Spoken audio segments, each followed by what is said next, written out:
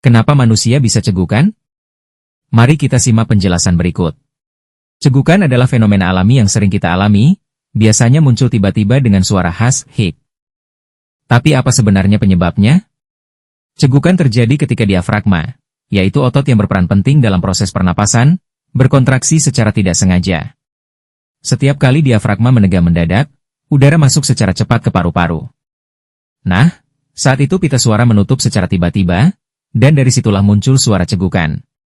Ada banyak hal yang bisa memicu cegukan.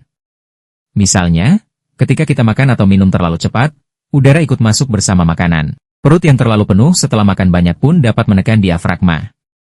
Minuman bersoda atau beralkohol menghasilkan gas tambahan di lambung yang juga bisa memicu kontraksi mendadak. Bahkan perubahan suhu mendadak, seperti minum es setelah makanan panas, dapat memancing cegukan.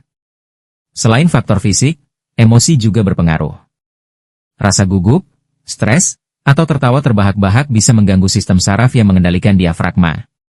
Biasanya cegukan hanya berlangsung sebentar dan hilang dengan sendirinya. Namun, jika berlangsung terlalu lama, misalnya lebih dari 2 hari, bisa jadi ada masalah medis yang lebih serius di baliknya dan sebaiknya diperiksa lebih lanjut.